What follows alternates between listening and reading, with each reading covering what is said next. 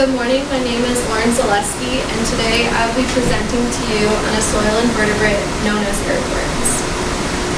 According to the book entitled Earthworm Ecology, Charles Darwin was the first scientist who introduced the world to the importance of earthworms. He summarized his findings in his book, The Formation of Vegetable Mold Through the Action of Worms. This book was published in 1881. In his book, he wrote about how earthworms recycle nutrients, help break down dead materials, and contribute to overall soil health. Within the last 25 years, biologists and ecologists have become fascinated with the importance that earthworms have on our environment, and they have begun to conduct extensive research on them. This is the taxonomic classification of earthworms, starting with the domain going all the way down to the species. Earthworms belong to the phylum Annelida.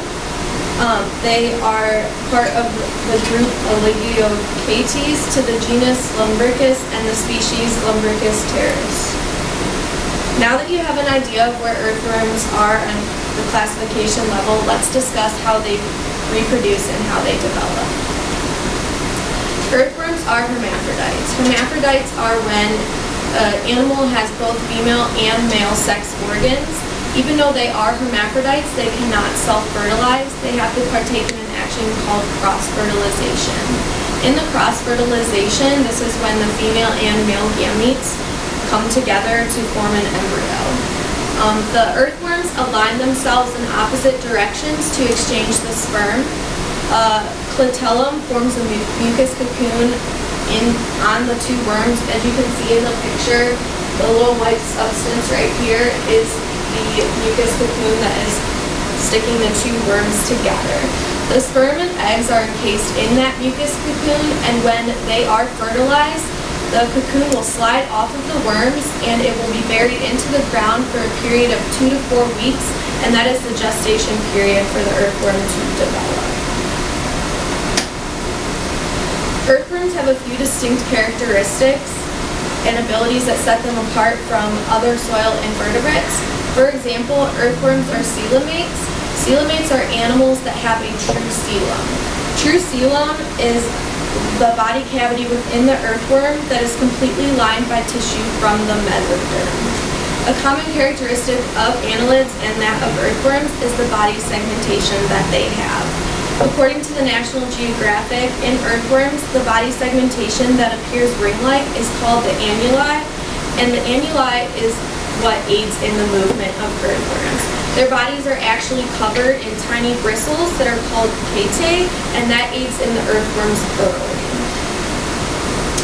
Another unique characteristic that earthworms have is the ability to regenerate their body. So if an earthworm's body becomes injured or it is severed off for some reason, the worm has the ability to regrow that part of its body and have full use of it again.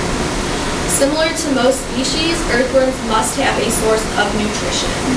As their source of nutrition, they need to consume soil.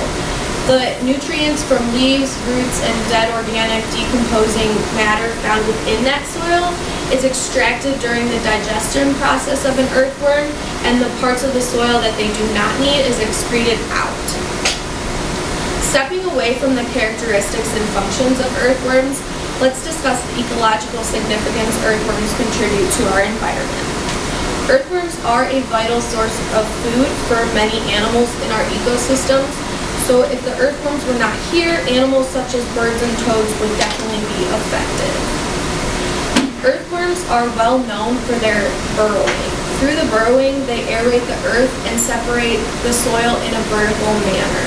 The aeration of the soil allows for water infiltration to be better, and the quality of the soil is actually improved through the aeration and the organic waste that earthworms provide in the soil. Overall, earthworms play a vital role in agriculture. Even though they play a vital role in agriculture, humans are partaking in practices nowadays which are found in agriculture that are actually harmful to the earthworms' populations. For example, according to a review article from the Agronomy for Sustainable Development, earthworms are impacted by pesticides in all organizational levels. So their physiological functions and activities within the earthworms are affected from pesticides. Pesticides increase the mortality rate within earthworms, and it overall impedes their growth and development. Another example of a practice that is harmful to the earthworm population is that of tillage. Tillage is when farmers prepare the soil for the crops to be grown. This can be very destructive to earthworms. According to the article from the United States Department of Agriculture, when tillage operations increase, the destruction of the earthworm's burrows, cocoons, and the earthworm itself increases as well. The greater amount of tillage that occurs in these crops over time will reduce the overall population of the earthworms.